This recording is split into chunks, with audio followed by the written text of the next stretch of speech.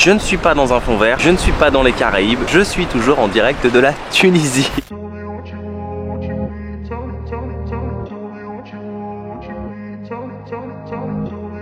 On va pas se mentir, franchement, ça claque de ouf.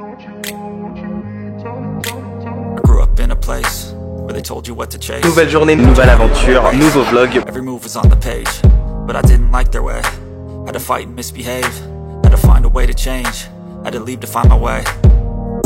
Caught up in a daydream, I beat my mind up there almost daily. It's how I pass time, no opinion safely. It's how I understand what I want in space. Cause everybody wanna tell you bad things, what could go wrong? C'est spécial. Soyez le bienvenu l'année. Sure, no, it'll never be. I don't wanna let myself down, myself down.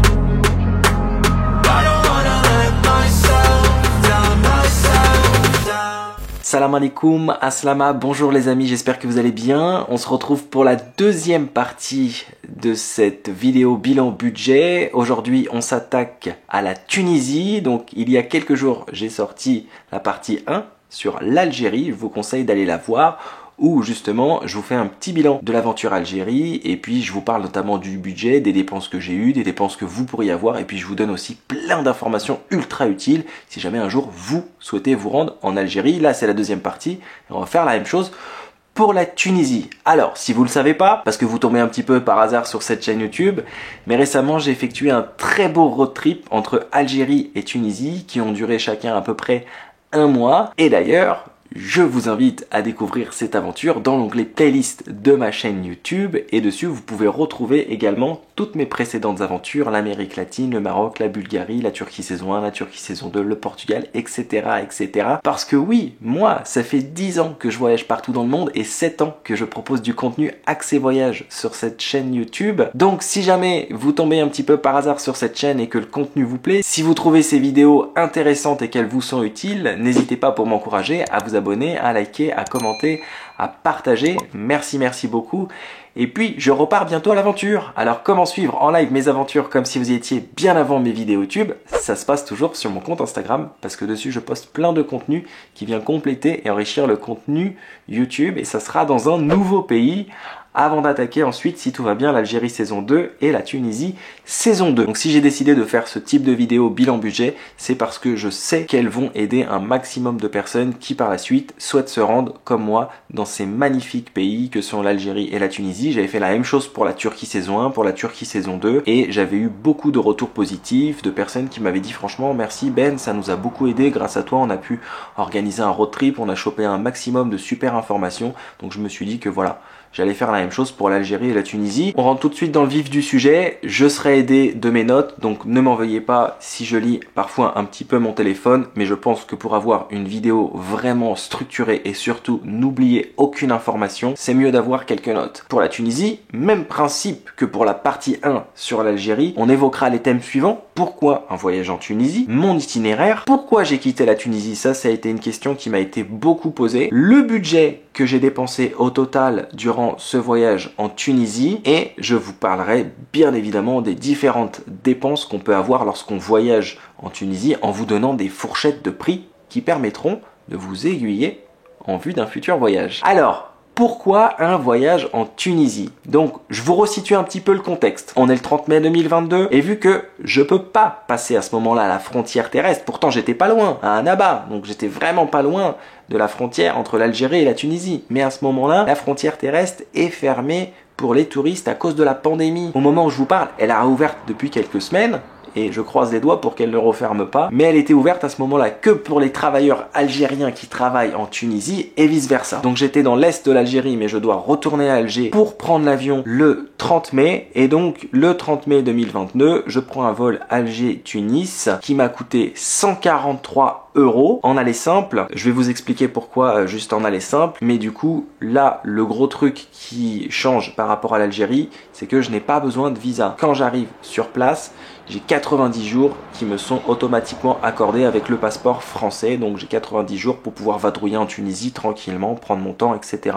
Donc pourquoi pas de billet de retour? Tout simplement parce que si vous me connaissez un petit peu, j'aime bien voyager de manière libre. C'est-à-dire que je ne repars jamais ou rarement du même endroit que là où j'ai commencé l'aventure. Ça peut m'arriver parfois d'aller vadrouiller par la suite dans un autre pays. J'aurais très bien pu après la Tunisie aller en Italie, ou bien ne pas repartir forcément de Tunis mais repartir de Djerba, parce que hop, à ce moment-là je me trouve à Djerba, et c'est ce que j'ai fait d'ailleurs, puisque je suis reparti de Sfax. Je suis arrivé à Tunis et je suis reparti de Sfax. Je vais tout vous expliquer. Alors moi je suis parti d'Algérie, mais sachez que si vous partez de France, toute l'année en hors saison, vous pouvez bénéficier de prix très intéressants sur les billets d'avion. Par exemple, j'ai checké juste avant cette vidéo, j'ai regardé pour un séjour entre septembre et octobre, il y a des allers-retours directs avec Transavia au départ de Paris. Alors je sais pas pour les autres villes, il faudra sûrement un petit peu éplucher si vous partez de Marseille ou de Lyon, etc. Mais en tout cas, au départ de Paris, direction Tunis, il y a des allers-retours aux alentours de 110 €, ce qui est quand même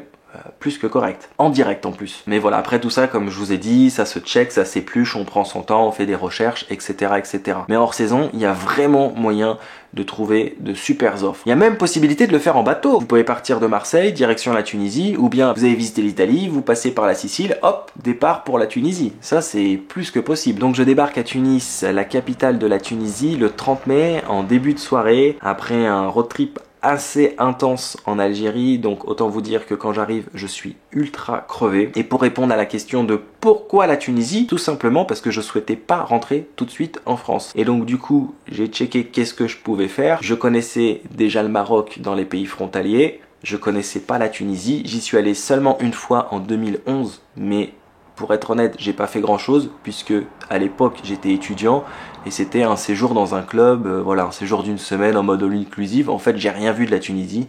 Je voyageais pas comme maintenant, j'étais pas un voyageur, un vadrouilleur, un backpacker. Donc du coup, à part hôtel, plage, j'ai rien vu de la Tunisie. Donc j'avais envie de visiter la Tunisie. Pour moi, j'ai même considéré que ce voyage en 2022, c'était ma première fois en Tunisie pour être honnête. Peut-être que j'avais mis le pied sur le sol tunisien en 2011, mais finalement je connaissais rien de la Tunisie ni de la culture tunisienne. Donc je sors de l'avion et là j'arrive à la police aux frontières, première petite galère. Le monsieur me demande qu'est-ce que je fais dans la vie. Je lui réponds que je suis créateur de contenu.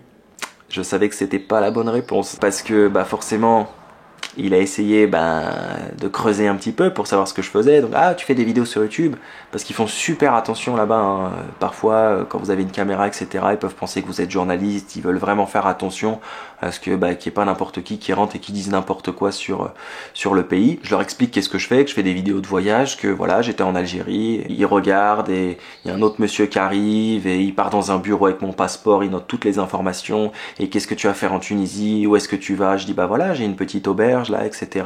Mais voilà, je pense que il faut toujours être honnête, c'est important. Mais c'est vrai que parfois, pour un peu plus de facilité, il vaut mieux passer par un itinéraire bis. C'est-à-dire que à l'époque, je disais ce que je faisais en intérim quand j'étais serveur, etc. Et en général, ça passait crème. Ils vont pas chercher ah oui, t'étais serveur où, etc. T'as fait quoi? Je suis serveur dans un resto à Paris. Hop, et voilà. Après une bonne vingtaine de minutes, je sors enfin de la partie des contrôles. Au moment où j'allais accéder aux portes de sortie de l'aéroport, là, il y a un autre monsieur de la sécurité qui m'interpelle, qui me demande mon passeport. Et donc là, j'étais vraiment épuisé. Je lui dis, écoutez, monsieur, je viens de passer à peu près 20 minutes avec un agent, un collègue à vous juste avant. Et bon, je sais que vous faites votre métier, mais là, je suis vraiment fatigué. Regardez, j'ai mon passeport français, je suis touriste, je viens ici en tant que touriste, etc. Il m'a posé 2-3 questions, après il m'a dit, bon, ok, c'est bon. Donc voilà, je suis sorti. Et là, deuxième petite galère, mais qui n'en est pas vraiment une. Ça, c'est des choses que je vous ai pas racontées sur YouTube, parce que des fois, j'essaie quand même d'aller à l'essentiel, sinon les épisodes duraient 3 heures. C'est l'avantage des vidéos débrief, c'est qu'on peut raconter des petites anecdotes.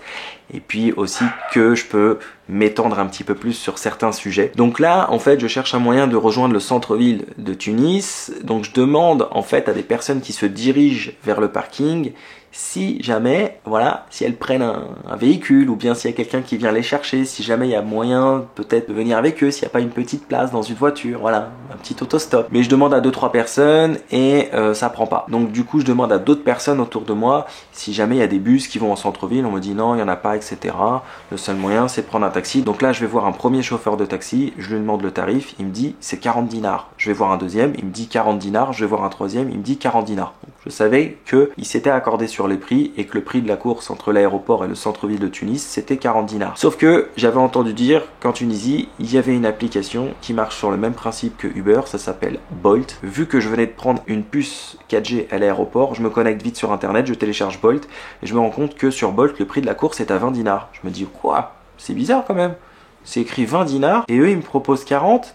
Mais le truc, c'est que j'arrive pas à appeler un Bolt. Je sais pas pourquoi en fait. Je sais pas si les Bolt ne venaient pas à l'aéroport, j'en sais rien, mais j'arrive pas à appeler un Bolt. Fatigue, pas envie de me prendre la tête. Je prends un taxi, 40 dinars. Il m'amène pas très loin de mon auberge parce qu'en fait, mon auberge était située dans la Médina de Tunis, donc le vieux Tunis. Il pouvait pas rentrer vraiment à l'intérieur, donc il me dépose à 10 minutes à pied. Après avoir déposé mes affaires à l'auberge, je sors pour aller manger. Et là, je rencontre deux Tunisiennes. Je leur demande si elles connaissent pas un endroit où est-ce que je pourrais aller manger. Et je leur parle, en fait, du taxi. Je leur demande si le prix de la course c'était un bon prix ou voilà, si c'est normal d'avoir payé 40 dinars.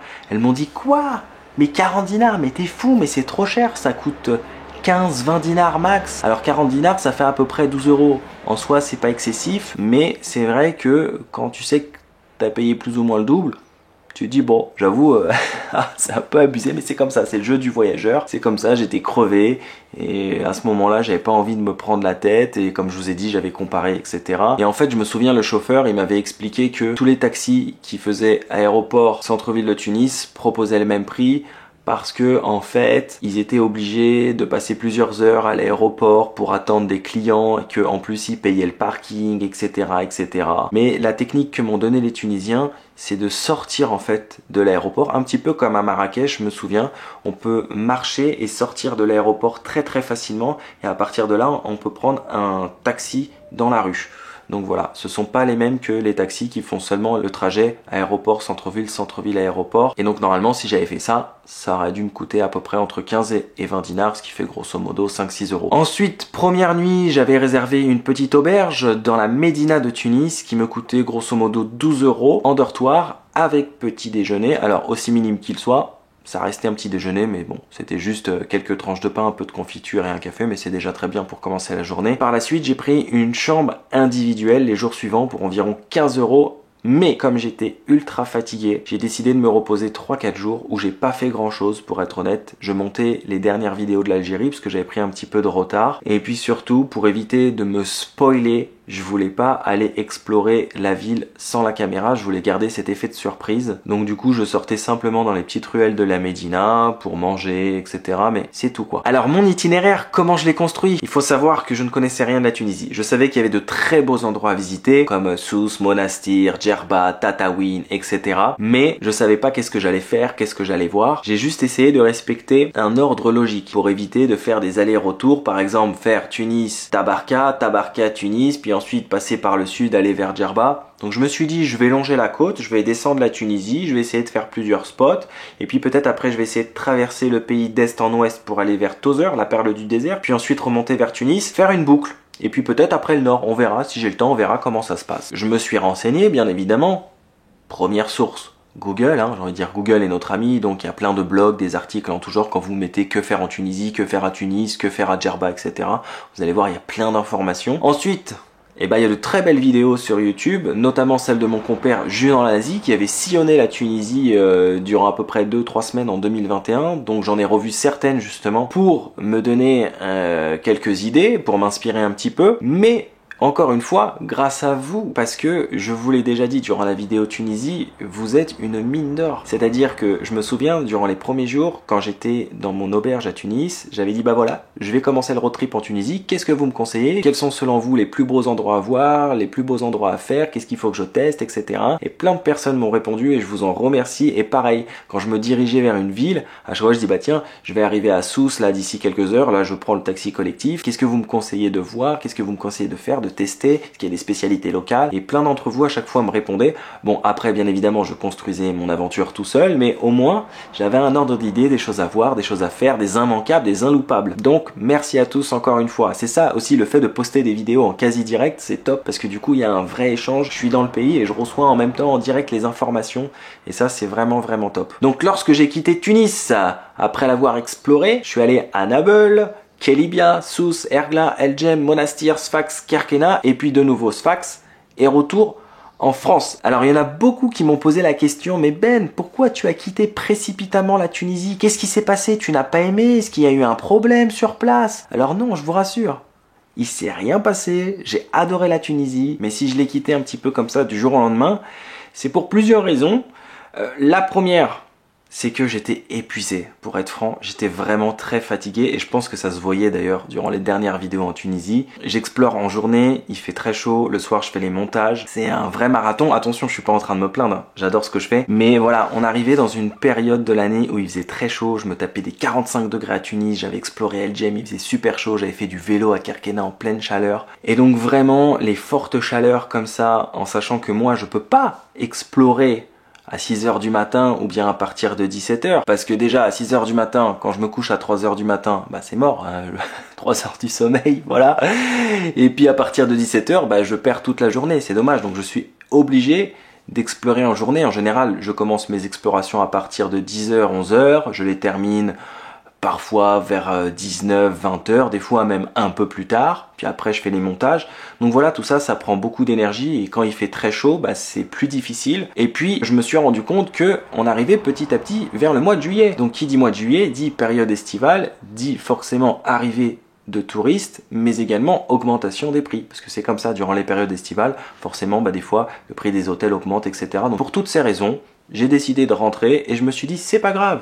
Il y a une Turquie saison 1, il y a une Turquie saison 2, il y aura aussi une Tunisie saison 2, au même titre qu'il y aura une Algérie saison 2. L'avantage de la Tunisie, c'est que je n'ai pas besoin de visa, je peux revenir facilement au mois de septembre, au mois d'octobre, voilà, en hors saison, je peux revenir vraiment tranquillement.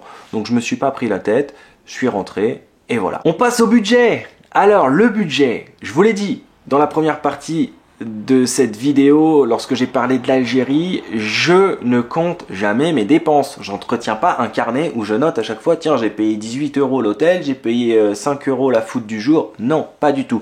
En revanche, dans chaque vidéo, je vous donne toujours les prix dans la monnaie locale et les prix en euros. Pourquoi? Pas pour garder en fait un souvenir des prix que j'ai dépensés, mais parce que je sais que ça peut aider beaucoup de personnes parmi vous qui souhaitent se rendre par la suite dans les pays que je visite et se dire ah oui tiens il a payé une food tant, il a payé l'hôtel tant, et voilà. Et en général sachez que je donne toujours tous les bons plans dans la barre de description de chaque vidéo. Les hôtels où je vais, les endroits que je teste, je mets toujours les géolocalisations, les noms, etc. etc. pour que vous ensuite, ne galériez pas à retrouver les endroits que j'ai testés si par la suite vous voulez aussi aller les tester ou bien aller dormir dans des hôtels que j'ai fait. Et voilà, partage toujours les bonnes informations.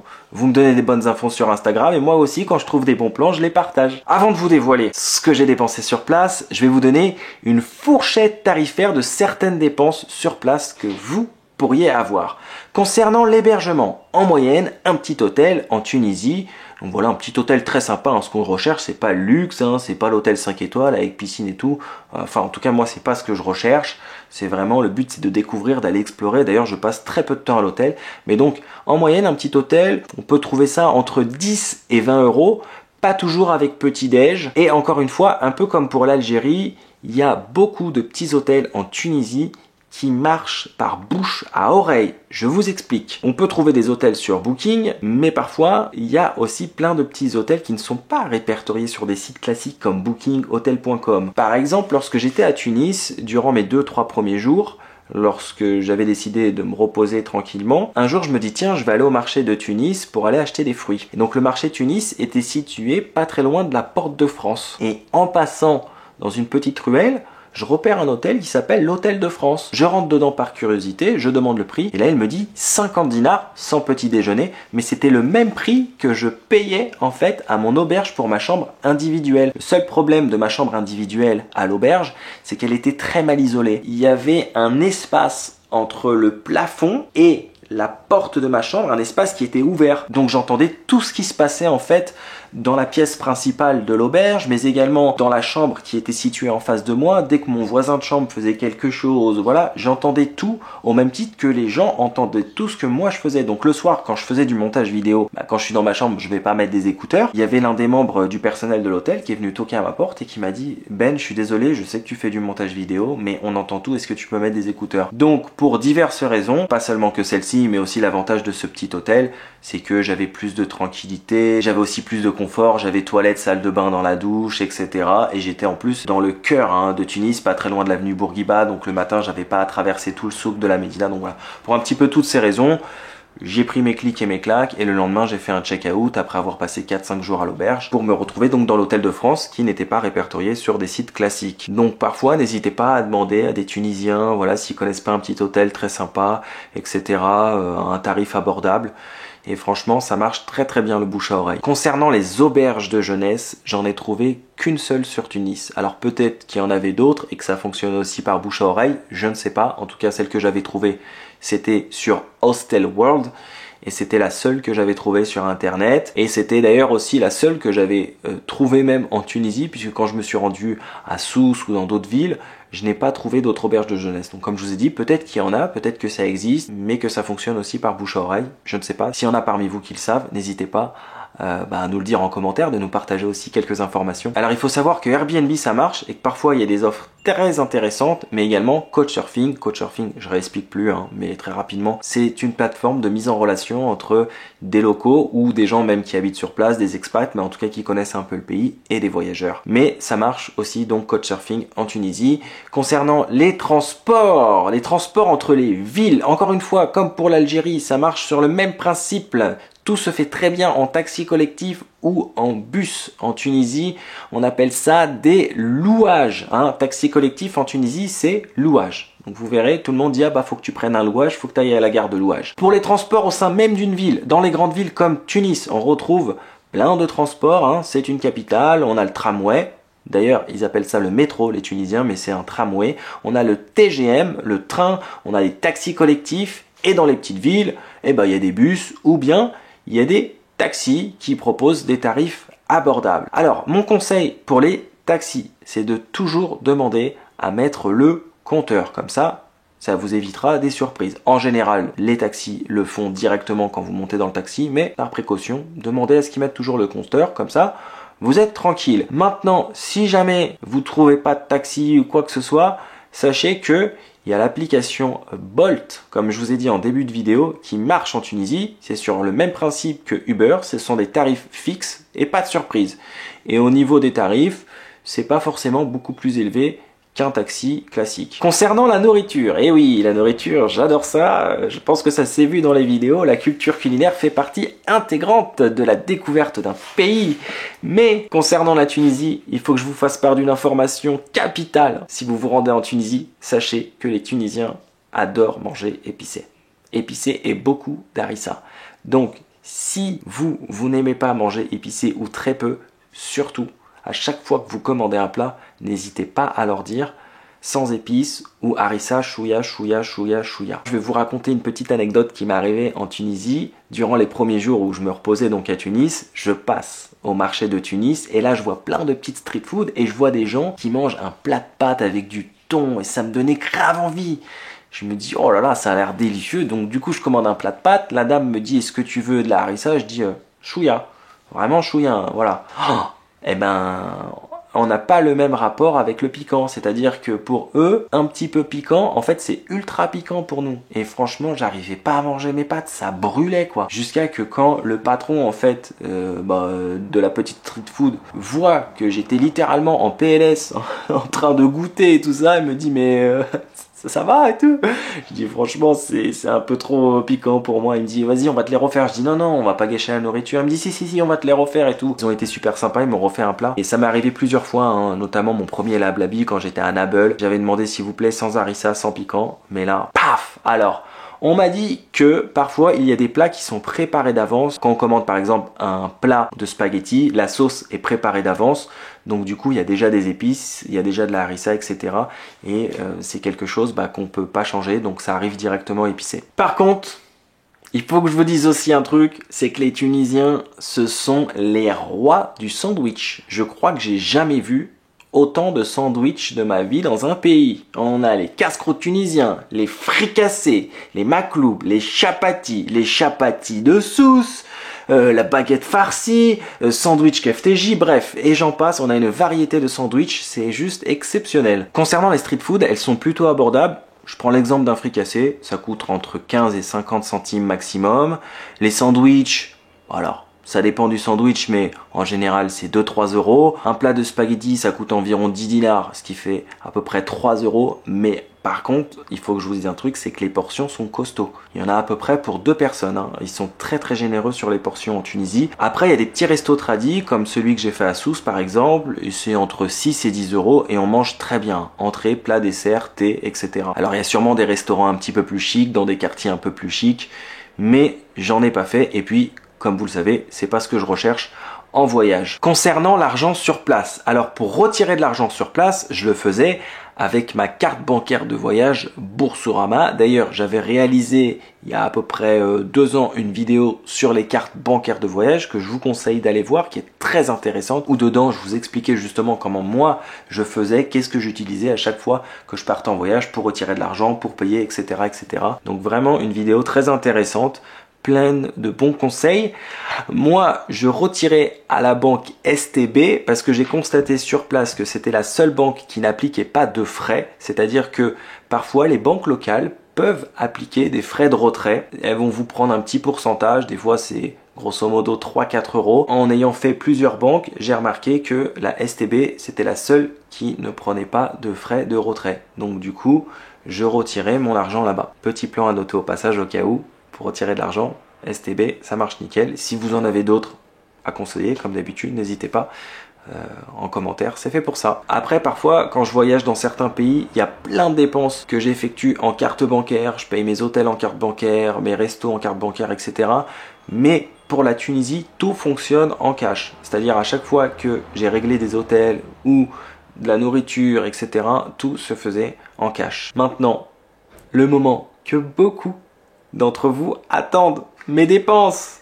Combien j'ai dépensé sur place en Tunisie? Donc comme je vous l'ai déjà expliqué, je suis pas le genre de personne à entretenir un carnet, à noter toutes mes dépenses, à la street food 1 euro, l'hôtel 18 euros. Non, ce que je fais, c'est que je prends mes relevés de compte et je regarde combien j'ai dépensé durant le voyage. Donc en prenant chaque retrait et chaque dépense une par une, j'ai constaté que pour 23 jours passés en Tunisie, oui, moi aussi, je pensais que j'avais passé plus de temps en Tunisie, mais j'ai passé 23 jours. En même temps, quand on est dans un road trip, franchement, on perd la notion du temps, c'est fou.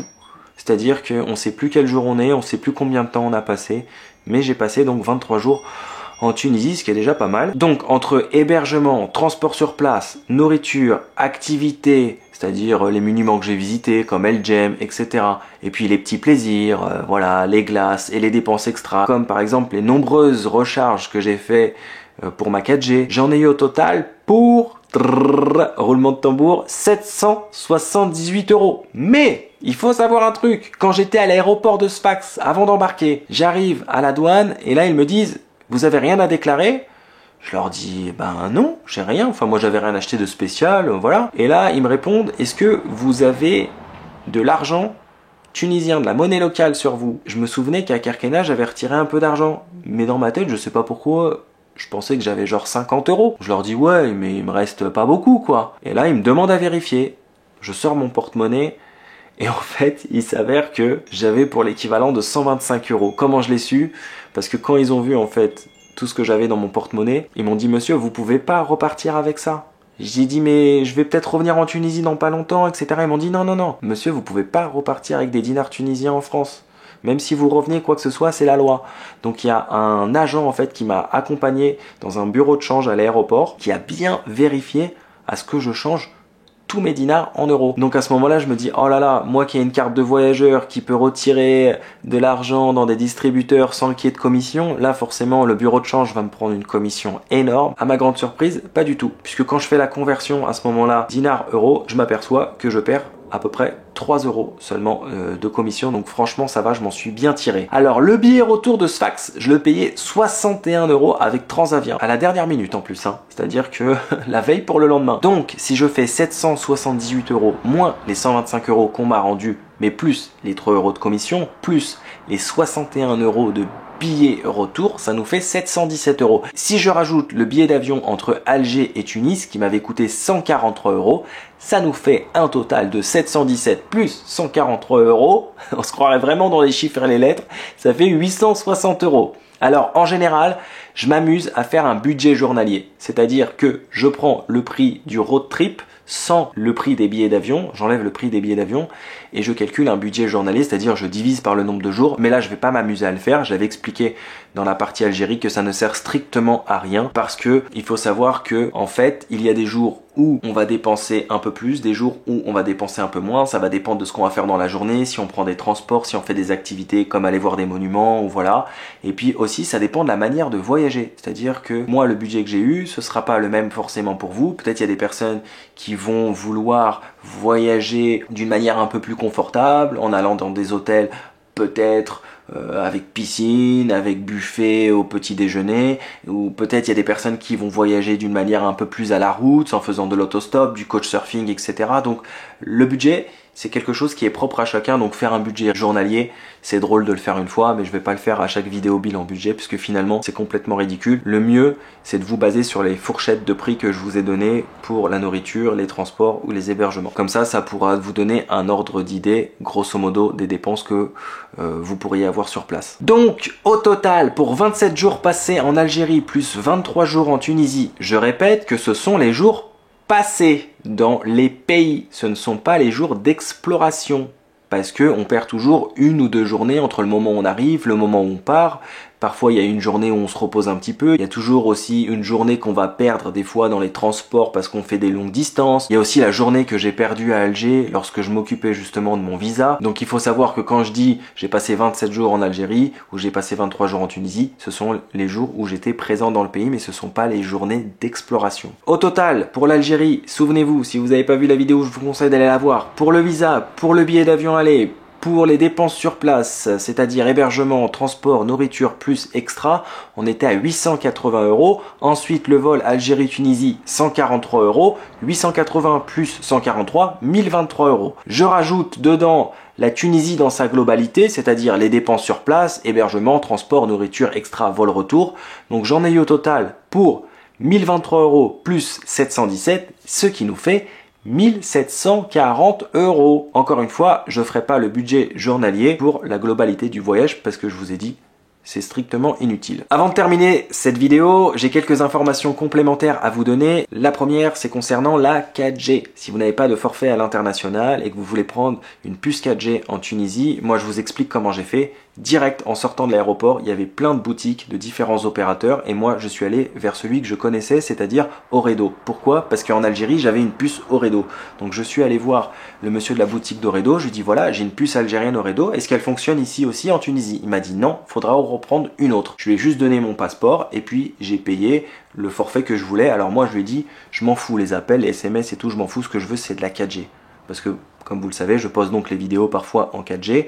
Quand les réseaux Wi-Fi ne me permettent pas de pouvoir poster les vidéos, je poste tout en 4G. Donc du coup, j'ai pris le forfait le plus haut. Je crois que c'était 50 Go, quelque chose comme ça. Et j'avais un petit peu d'appels, quelques SMS.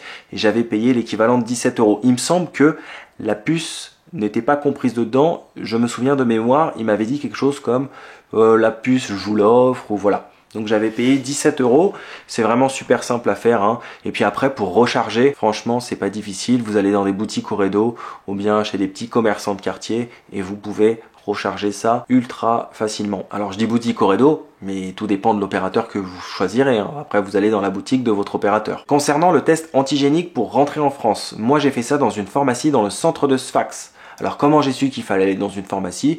En fait j'avais demandé à des Tunisiens, je leur avais dit voilà, je dois réaliser un test antigénique, où est-ce que je peux aller le faire? Et en fait les Tunisiens me disaient va voir dans une pharmacie. J'ai fait une pharmacie, ils m'ont dit qu'ils le faisaient pas, je suis allé dans une deuxième et ils le faisaient et ça m'avait coûté à peu près de mémoire 7-8 € avec résultat rapide, 15-20 minutes. Conclusion très rapide de ce débrief bilan budget sur la Tunisie. Au même titre que pour l'Algérie, j'ai été très content de vadrouiller en Tunisie, de découvrir enfin la Tunisie. Alors la Tunisie, bien évidemment, c'est un pays qui est plus touristique que l'Algérie, et d'ailleurs je l'avais expliqué dans le premier vlog Tunisie, j'avais dit tiens ça me fait bizarre, je me retrouve dans une auberge, là je suis avec une voyageuse espagnole, une australienne, un américain, un anglais, donc forcément il y a des endroits où vous allez aller comme Sousse, qui sont touristiques, voilà, Vous vous retrouverez pas tout seul sur certains spots, comme j'ai pu me retrouver un petit peu en Algérie, juste avec des touristes locaux, des Algériens. Là en Tunisie, bon bah c'est un peu plus touristique, donc logiquement parfois vous allez vous retrouver avec d'autres touristes, mais c'est sympa, on fait des rencontres, on échange, on se file des bons plans entre voyageurs, mais parfois vous pouvez trouver aussi des spots ultra authentiques qui font ambiance un peu plus locale, comme par exemple Kerkena, que j'avais visité, l'archipel de Kerkena qui était magnifique. Alors je le répète encore une fois, concernant le budget, c'est propre à chacun. On n'a pas tous la même manière de voyager, et surtout un voyage de 2 semaines ne coûtera pas le même prix qu'un voyage de 2 mois. Donc ça dépend vraiment de votre manière de voyager, mais avec les fourchettes de prix que je vous ai données, normalement ça devrait pouvoir vous aider à mieux organiser, à mieux anticiper un futur voyage en Tunisie. Alors j'espère vraiment que cette vidéo vous aura été utile. Si c'est le cas, n'hésitez pas à me le dire en commentaire, à laisser un like. Sachez que ce genre de vidéos, elles me prennent beaucoup de temps. Pourquoi ? Parce que en fait, je dois retourner dans mes archives, rééplucher un petit peu tout ça, ce qui s'est passé. Et puis bon, c'est pas tout frais non plus, même si ça s'est passé il y a quelques semaines. Il y a des détails qu'on oublie, il y a des choses qu'on oublie. Donc il y a un travail vraiment de recherche en amont. Vous voyez, j'écris vraiment tout un script pour ordonner la vidéo, pour qu'il y ait une trame logique, et puis surtout j'essaie de retrouver un petit peu tous les prix, les dépenses, la puce 4G, enfin voilà. Vraiment, si ça vous a aidé, faites-le moi savoir. Moi je vous remercie d'avoir regardé cette vidéo, je vous dis à très très vite pour une prochaine aventure dans un nouveau pays. En attendant bien évidemment les saisons 2, Algérie et Tunisie. Prenez bien soin de vous, n'oubliez pas de voyager, mais surtout, n'oubliez jamais un truc, c'est que quand rien n'est prévu, tout peut arriver, et si vous partez en Tunisie, Harissa, chouïa chouïa. Ciao ciao.